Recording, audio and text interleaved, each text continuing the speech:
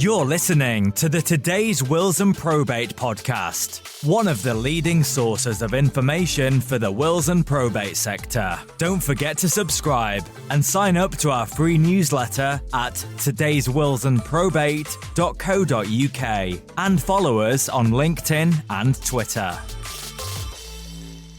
Hello, welcome along to a very special edition of the Today's Media podcast. This is a combination of the usual Today's Conveyancer, Today's Wills and Probate, and Today's Family Lawyer podcast, and it's a special edition as part of Mental Health Awareness Week. We have the start of a bad joke coming here because I actually have on the podcast with me today a conveyancer, a wills and probate practitioner, and a family lawyer. We're not in a bar, though. It would be quite nice to be in a bar, I think, but we're not in a bar.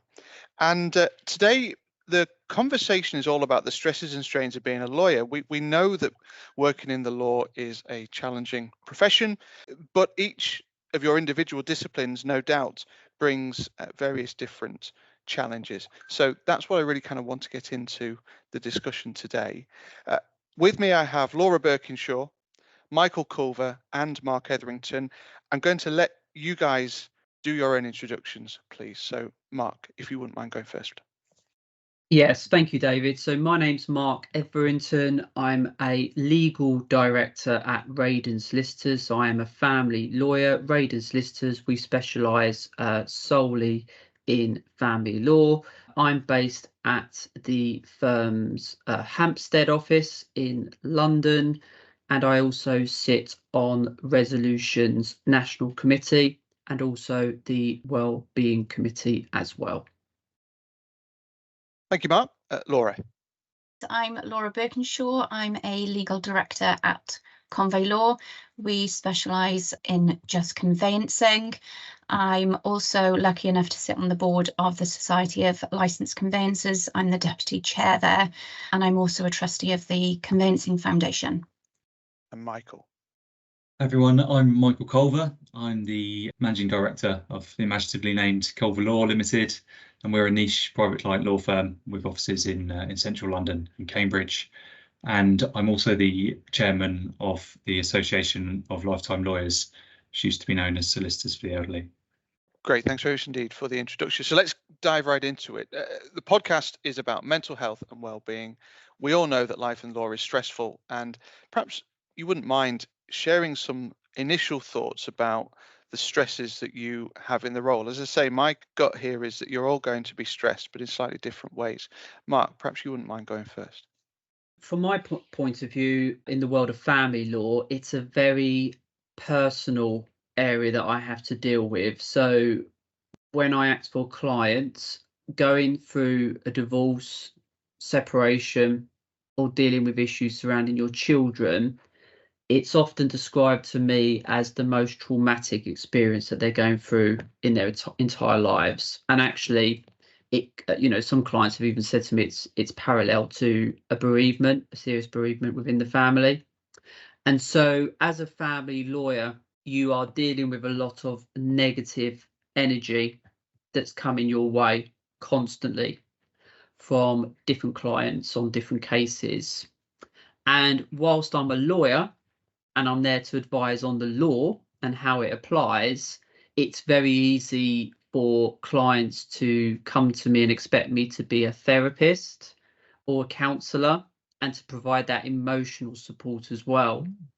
And so that's where it's key from my perspective to make sure that I'm able to make sure there's the right team around the client, whether that is legal advice, financial advice, but also that well-being, emotional support as well.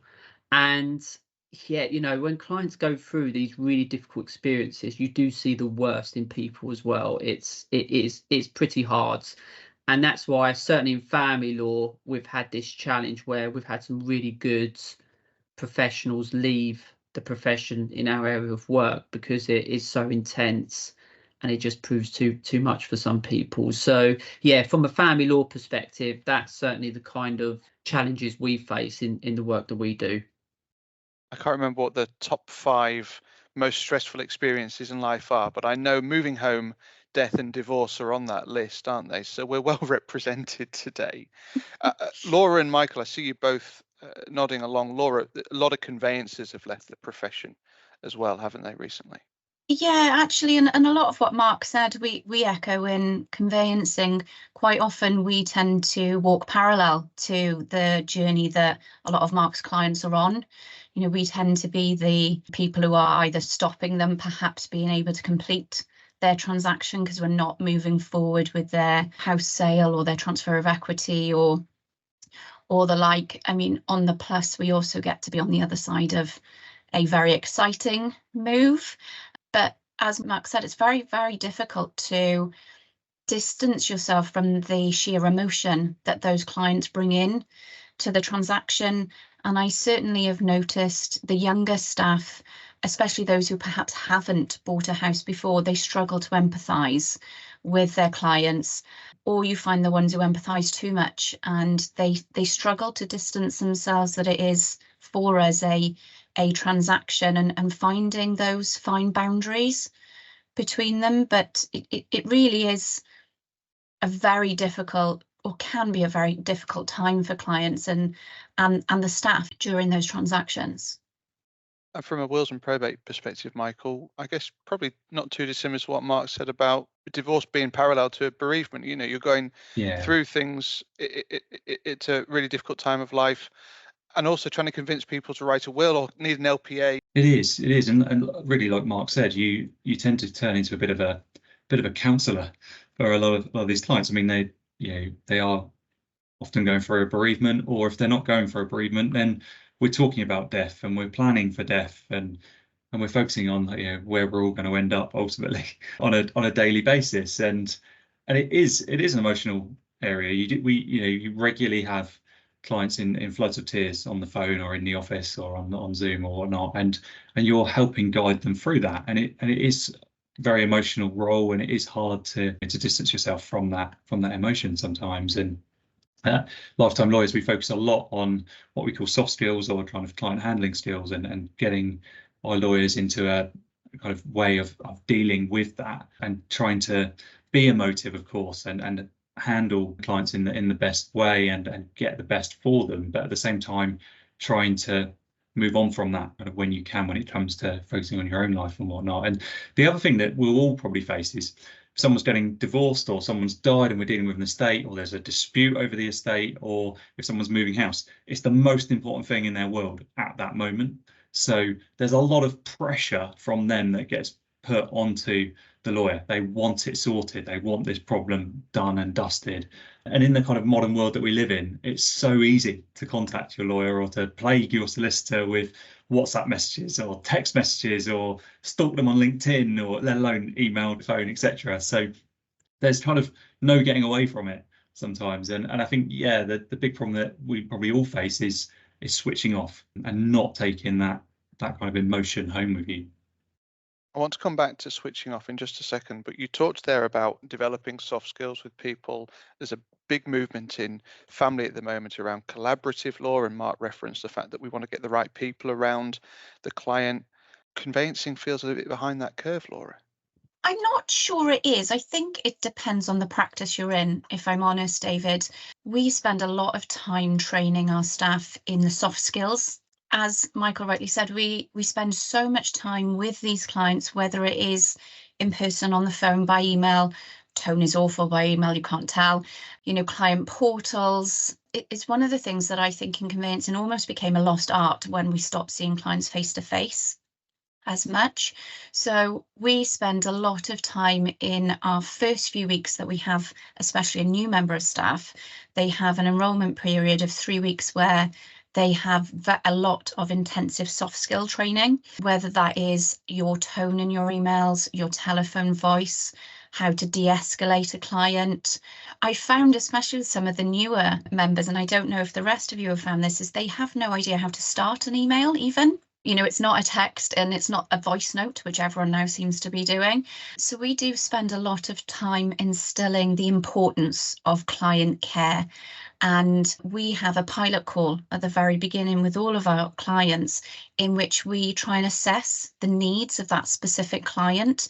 So it may well be all of their correspondence is by phone or all by email, or perhaps all in a very different way of corresponding with them, because you do have to really think about each client as an individual person and what is going to meet their needs.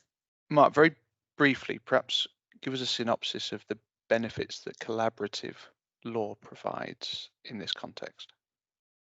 Yeah, so well, firstly, just addressing Laura's point, I still think family law's got a long way to go to try and provide a positive working environment for those that work in that area of the law. I think we are making strides, but it's a long-term game effectively to try and get there.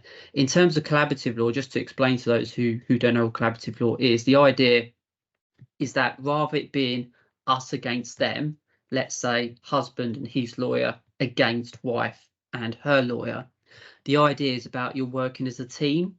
So it's not us and them, it's about working together with the joint goal of doing what's best for the family. And when you do collaborative law strictly, the idea is that you both commit, or all four parties commit to say, we are going to resolve this without going to court. And if we fail in that objective, you, the parties, have to de-instruct your solicitors and go elsewhere.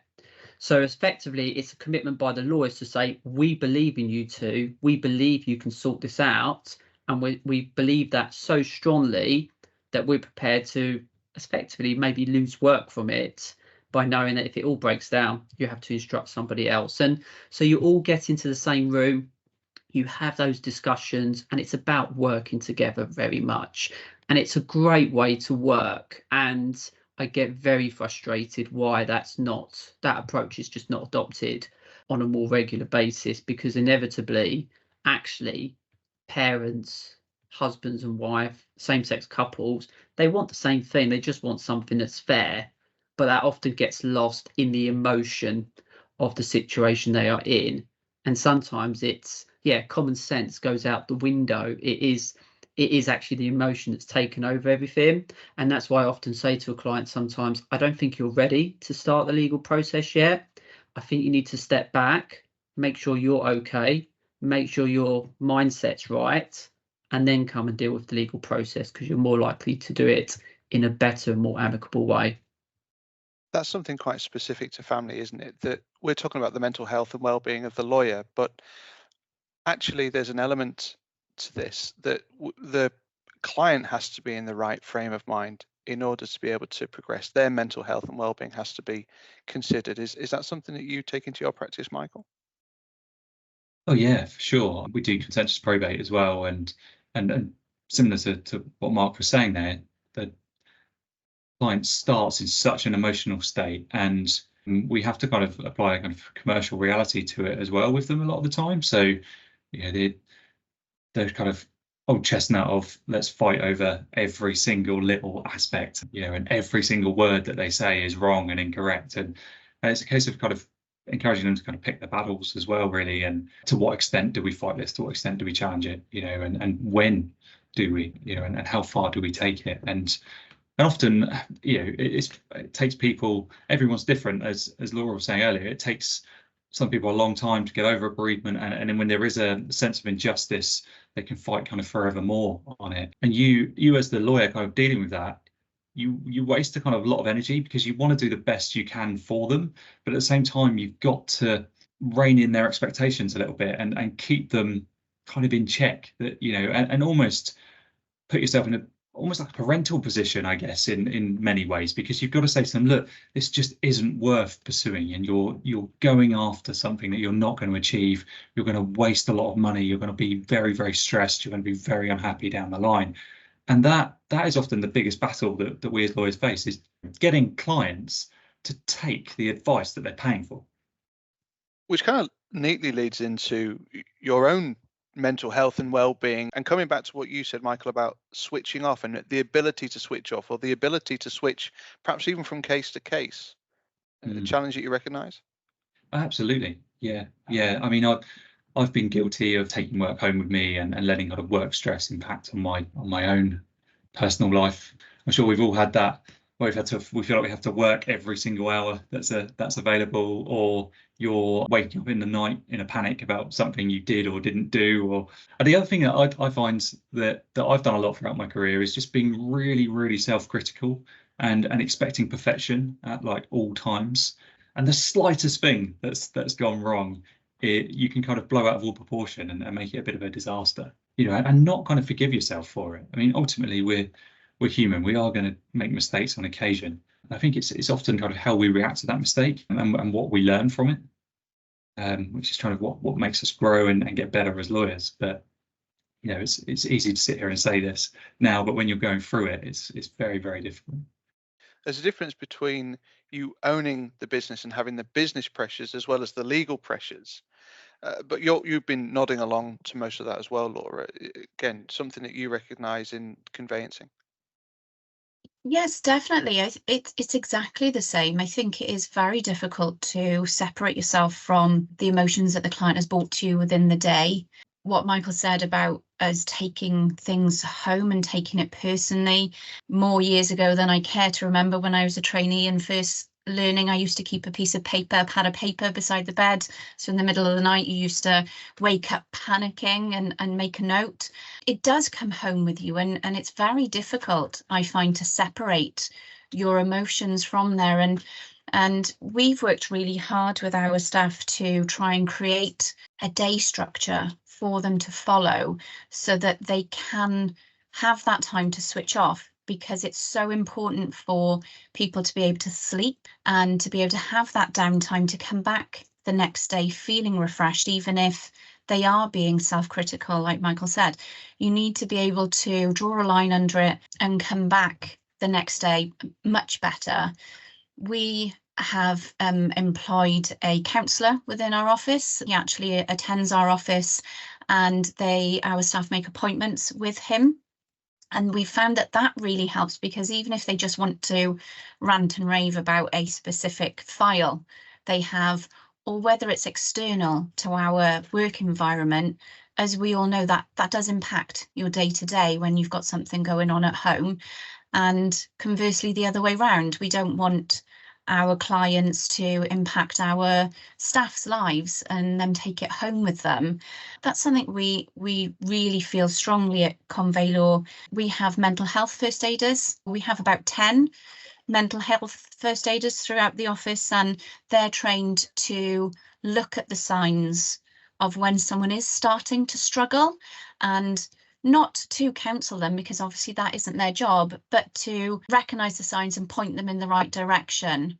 I think a lot of businesses are moving towards that way and really looking after their staff and learning the pressure points and how to identify that very, very early. We've noticed that as soon as our conveyancers move off their dedicated daily tasks, you can see it straight away. They may get a complaint, or you can see they're not hitting perhaps the right amount of exchanges. It's quite quick to be able to identify. And we found if we sit those people down and get them to reassess their day, we can quickly get them back into being in a really good place.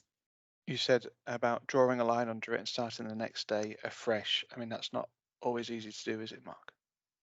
No, certainly not. And look, I've been very vocal on wellbeing mental health probably since 2018, really, through my work at Resolution, but even myself. So basically at the start of 2023, I was actually signed off work for a month due to burnout, and it was also stress and anxiety. So probably in 21 and 22, I had a bereavement in the family. My parents were trying to move house with my grandparents at the same time, and that was trying to deal with that situation. I had some damage caused to my property, which we found out the garage was not insured. We then got a builder to try and sort it out, but the builder was effectively one of those cowboy builders. We lost a significant sum of money as a consequence of that to rectify the situation. And alongside all that, I had my busy caseload as well, and trying to deal with that. So literally, there was no space for me personally to have time to myself to recharge. It was just negative energy, news constantly.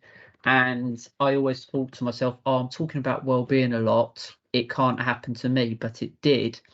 And certainly I think not getting the right amount of sleep, not eating well, the boundaries I set myself previously, they dropped, and I was really, really unwell, Quite, and I have to say, talk about how traumatic it is to get a divorce or something like that. But if you are mentally unwell, it's pretty bad. And unless you've been through that experience, it's very difficult to explain it. But the couple of examples I give is, so whilst I was signed off work, my mum, I went to stay with my mum and dad for a week because I've got young children and I just couldn't be around them to look after myself. I was asked to buy a pack of grapes from Marks and Spencer's. It took me like more than 30 minutes to actually be able to complete that task. Not sleeping at night. So there was a couple of nights where I was literally awake for like 24, 48 hours. And then during the first week I was signed off, I actually said to my mum, I said, oh, what's the point of being here, kind of thing. And I didn't try and do anything, but it was just, I was so down and so negative in that moment that's what I said. So for me to say that to my own mother, she must have found that very scary to hear and very worrying, because I remember she called my dad and she said, can you please get home as soon as possible? So yeah, those are the kind of things really that what can happen, where it's like a light switch. It was just, I was a different person for about 3.5 weeks, 3 weeks, something like that. And it was really hard. So certainly my message to anyone listening is it can happen to anybody. And actually what's really surprising, having gone through that experience, and this may apply to private client and conveyancing as well, is that it does happen to a lot of people more than you realise. And people have got in touch with me saying, oh, Marc, this happened to me, but they've just not spoken about it before. I think as a profession, a lot of people have been quite private and prepared just to brush it under the carpet. Maybe it's a sign of weakness, but I think we've got to talk about it. And it's great, like this podcast, for example, that we are able to talk about it, because we need to change the culture across the profession. And so I've tried to turn a negative into a positive. But yeah, look, if you are listening and you have gone through a tough time, or you are going through a tough time at the moment, it's okay. It's okay. Just said, learn from it and make sure you get the right help to support you as well. Thank you for your honesty as well, Marc. It's an incredible story, and we're privileged that you've shared that on the podcast. Thank you. It was the analogy between physical health and mental health that really helped me start to get my head around this. That we look after our bodies. That I play football on a Monday night once a week, and I really enjoy it, and we practice, but we don't always invest that time in our mental health. You talked about the need for personal space to recharge. I mean, crikey, how many of us actually achieve that on a regular basis? And this is one of the things I really wanted to cover in the podcast, is what practical things we can do to help ourselves. What are the signs of poor mental health, and what can we do to address that, Michael? So in terms of things we can do to help ourselves, as you know, I've got a lot of thoughts on this. I'm always putting stuff on LinkedIn. I probably drive people crazy about my kind of thoughts on this. But the number one for me is healthy body equals a healthy mind. I think if we can keep our body fit and healthy, it just generally makes things feel better. And I think it can be preemptive as well. Like whether you're going through a stressful time or not, looking after yourself is going to generally make you feel better all round. But I also think it can be a very good way to react to stress. If you are stressed, I think going for a run or a walk or a cycle or a swim, whatever your choice may be, can really, really help bring you out of it. And prior to 2019, or 2020, I should say, when the world went into lockdown and I was in the office on a regular basis, I used to run home from work every single day. I would run home from work, and it was only maybe 1.5 miles from my office to the station, and about the same again at the other end. But I'd get my trainers on, whether I felt like it or not, I would plod to the train station. And by the time I got there, I felt 1,000 times better about how work was going, what I dealt with during that day. Just that short little run, I felt 1,000 times better by the time I got on the train. Then you sit on the train and you maybe look at some emails and some of the stress comes back. And then I ran at the other end. And again, by the time I got to my front door and I'm home, it was like it had gone, it had shifted. Now, of course, lockdown happened, and you know, the world's now we're all working flexibly and everything else, so it's not perhaps quite so easy to do something like that. But I think generally the point remains is if you can do something physical, or even just getting out and moving. I mean, just going for a walk. All right, it's really tough in practice when everything's piling on top of you. You've got tons of stuff to sort out and you've got limited time. But sometimes I think we can be more productive by giving ourselves a little bit of kindness, giving ourselves a few minutes to just get ready to dive into that. And if you are feeling stressed and overwhelmed, I think just taking a step back for a few minutes can make you so much more productive. And I say, I think walking's a really good one. You know, if kind of cardio isn't your thing, lift some weights, throw some weights around, stretching, yoga, you know, it all really helps. One thing that I do, if I feel like I'm short on time, but I'm feeling a bit overwhelmed and stressed, I just drop and do press ups. Now, my office think I'm insane anyway. I think I'm very eccentric, but that just really helps. Just doing like 5, 10, 20 press ups. I feel great by the time I stand back up. And it's like, you know what? I've just dealt with that stress. I'm now ready to move on. The other thing with kind of healthy body side of things is people stress eat, especially with flexible working and working from home, and the kitchen's right there and the biscuits are in the cupboard or whatever, to just, I'm feeling stressed, I'm going to eat, you know, and it's kind of breaking that habit is so hard.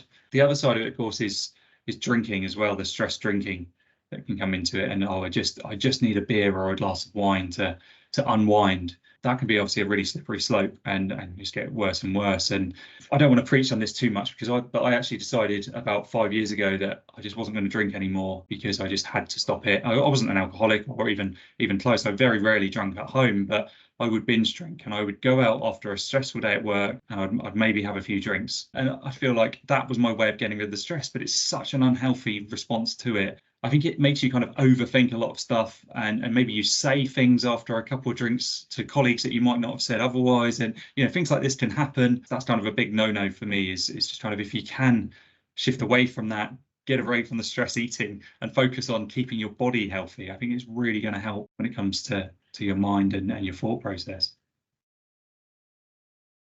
We don't all have to run Ironmans though, Michael, do we?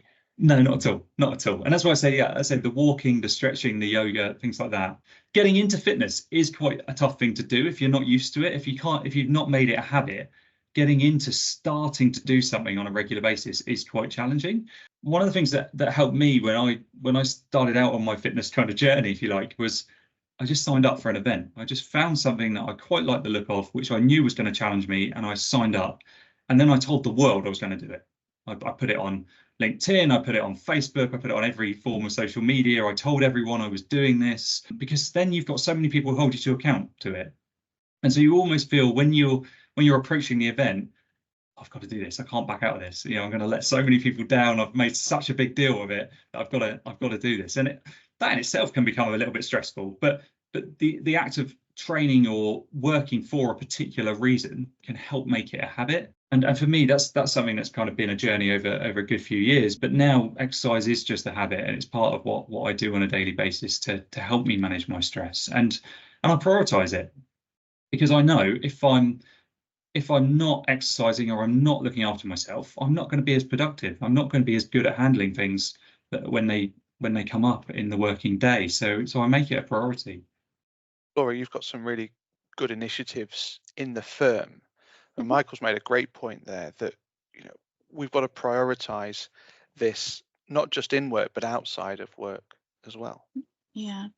I think, you know, I'm not going to be doing an Ironman anytime soon, or, you know, half a one.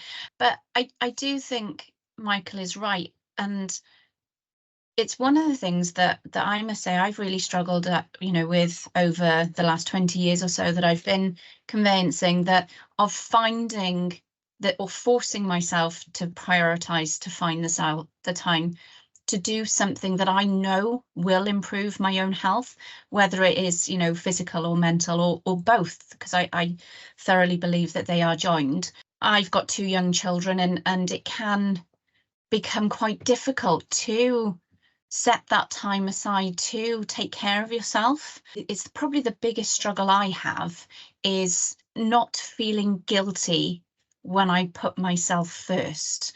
And I really suffer from mum guilt when I do that, or guilt that I haven't finished something in work, and then that in turn then makes me feel guilty if I set time aside at home, because then I get the mum guilt again, and it becomes a vicious circle. On the days I work from home, I make sure that I do walk at lunchtime, you know, whether it's 20 minutes, 30 minutes.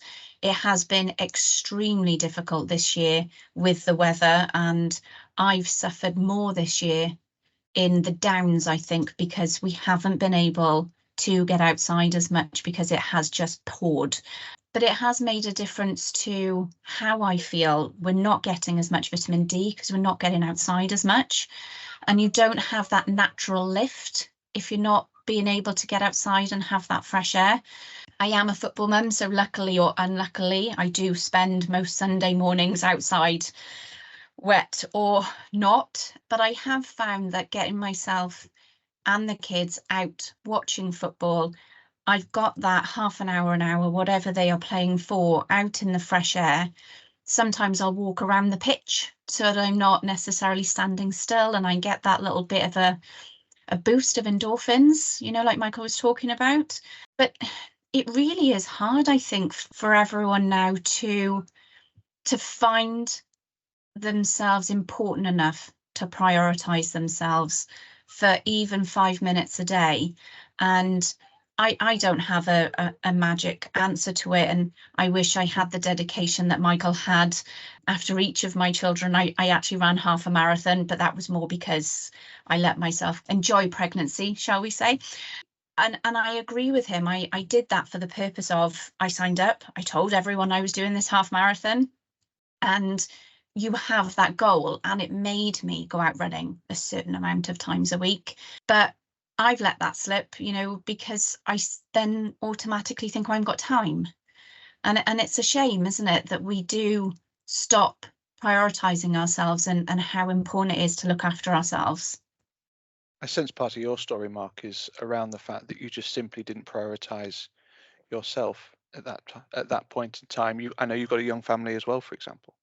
Yeah, and like what Laura said, I can completely relate to that. I had that guilt as well. And I think I started working silly hours because I was worried about my work eating into my time with my children. And it was just completely the wrong way to approach it. I think I've learned from my experience as well, kind of working very late or working very early in the morning. It just doesn't work for me. I am a morning person. So when I'm in the office, I like to get in the office about 7:45. So I've got that hour and 15 to myself before the office officially opens. But I was doing really silly hours and I was just not getting enough sleep from it. And then what Michael talks about in terms of exercise, I do exercise. I go to the gym 3 or 4 times a week. Just before I was ill, I had an injury. I stopped exercising. I think that had an impact as well. But look, exercise isn't for everyone. Yes, walking's a very simple way to get exercise, but I think it's just doing something that's going to take your mind off work. So when I was off ill, I found Lego very therapeutic. So I'm a big Star Wars fan. So I've got some Star Wars Lego. And because you're focusing on something else and not about work, that makes a huge difference. So if you're in the gym and you're lifting some weights, you're thinking, oh God, I've got to lift this up. I don't want it to come smashing down on my face. So you're thinking about that. If you're doing Lego, you're trying to put all the pieces together. If you're watching your children play football, you're focusing on that and supporting them. So it's really important that you do something for yourself, and you have got to be selfish. You've got to put yourself first. And even if it's just an hour or two a week, ideally more, but only a couple of hours, whatever you enjoy doing, riding a bike, whatever, reading, cooking, put that time aside to make sure you do that every single week, because you've got to be selfish and do something for you. Because if you don't look after yourself, you will not be able to look after anyone else, whether that's your clients, your family or friends. So that is really important. I think from my own experience as well, listen to your body. If you're tired, if you've got headaches and you're working, stop. Tomorrow's another day, start fresh. If you're unwell, don't battle through it. Again, walk away. really listen to what your body is telling you, because I was ignoring what my body was telling me. And essentially what I did, I got into that red zone where I was so unwell that I was not able to recover. And my body was saying to me, stop, you can't do this anymore. So listen to your body, set those boundaries, be realistic in what you can do. You know, when you leave the office or you finish for the day, leave your work phone by your laptop. Do not look at it. That's it. You need to switch off. That's really important. I've talked about it earlier. Get enough sleep. Sleep's so important. Eat well. And holidays as well. How many lawyers do we speak to who don't maximise their time off, take all their annual leave, or take work with them whilst they're on annual leave? Seriously, we've got to make the most of that, because when I spoke to my counsellor in terms of going through the experience, she said, imagine like the traffic light system. We're in green, so we're well. Whenever we do the job that we do, we go into amber. So it's kind of, there's a form of stress, and you keep moving into amber. And then when you go on holiday, you move away from amber and you're going back into green. That's your opportunity to recharge. But if you just keep pushing, you go from green to amber and into red when you're seriously unwell. So I think certainly those are kind of tips I would give to the listeners, really, just based on the experiences I've gone through. But look, we only live once in life. Make the most of it. And I think a phrase that I've said before is that, you know, in terms of working long hours, working hard, you know, when you look back on your life, the people that probably remember those hours that you put in are your children or your family. It's not going to be your employers, really. They're not going to come back in 20 years' time and say, oh, thanks so much for doing that. So, you know, you can lead your life the way you want to lead it. But, you know, I'm telling you from my own personal experience, you know, have the right balance. You can be ambitious, you can have a really good career, but also have a good personal life as well, which is really important.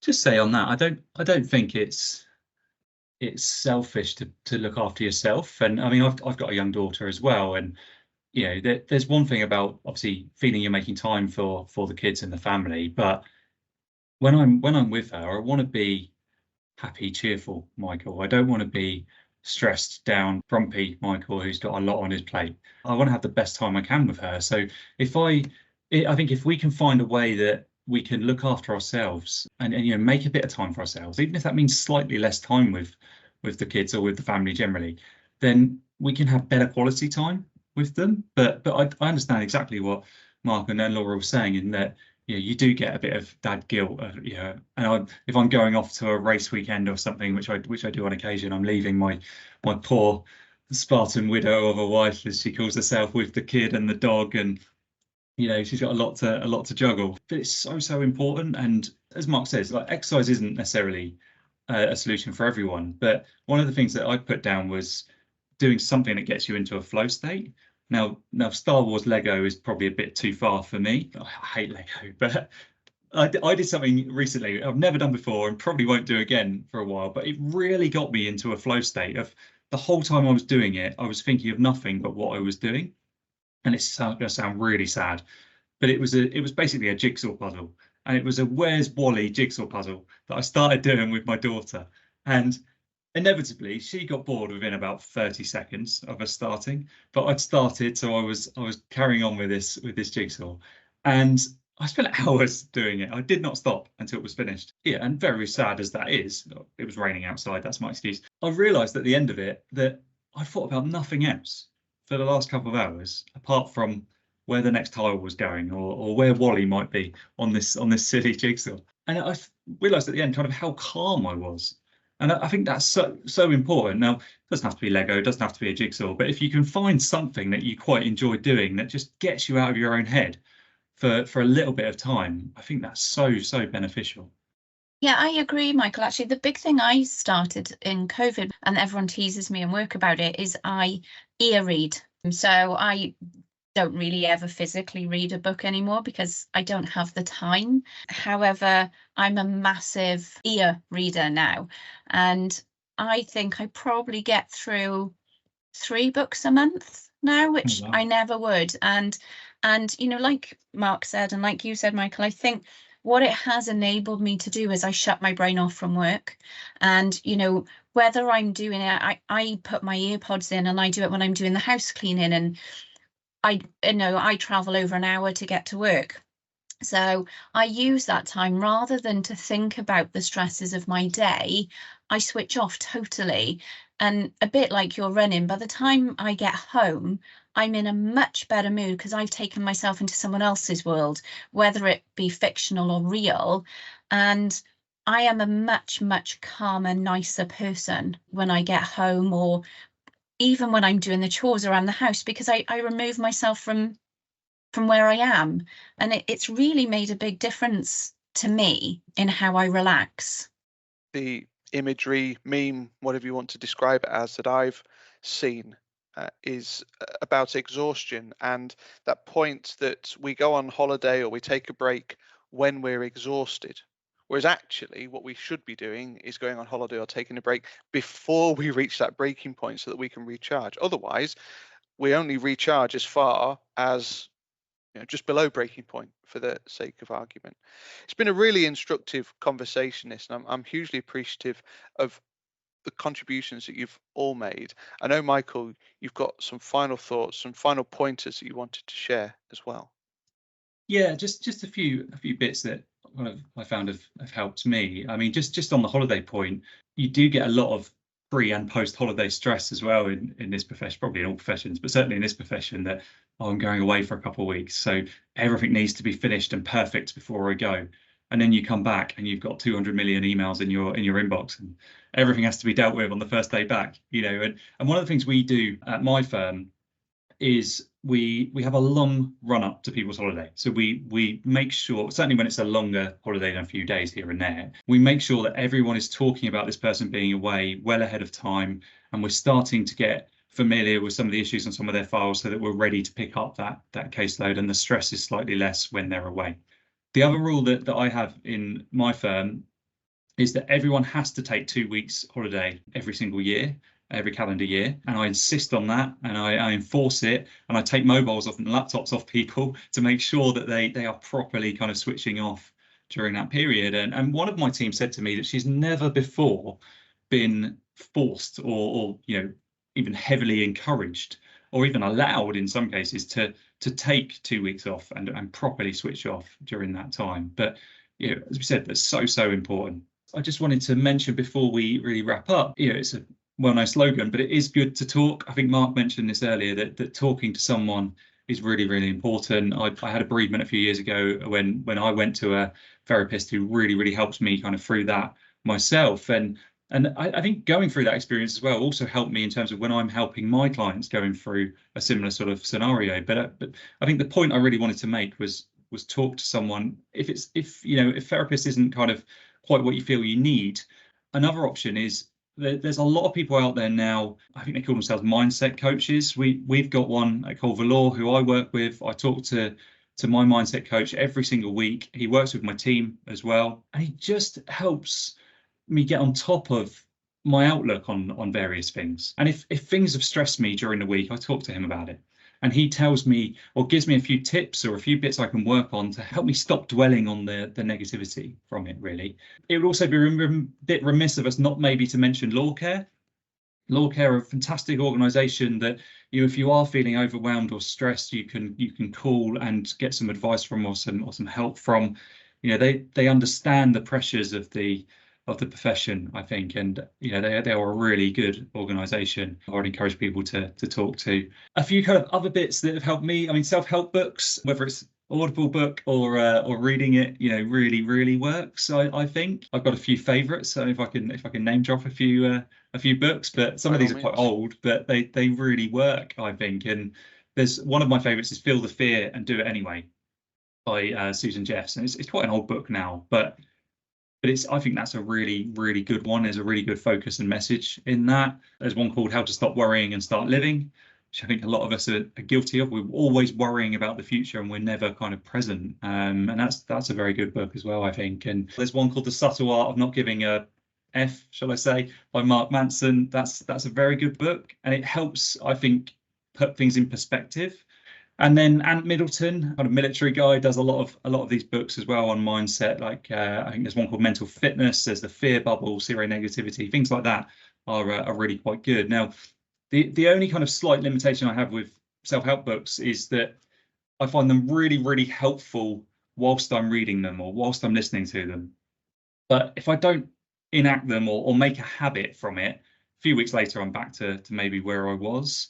So I make like endless amounts of notes on these things and refer back to it. Packing up the workstation, I think this is something certainly that's come in since COVID. With us all working from home, maybe a lot more than we used to. It can be really difficult to get away from work. If you're lucky enough to have your own office at home, then great. You can kind of close the door on it. And how I mentally think of it is when I'm in that room, I'm working. When I'm not in that room, I'm not. So if it's a work stress issue, I'll worry about it when I'm in that room. And it's kind of this space in my house that I hate going into almost when I'm having a tough time at work, because that's where the stress comes out.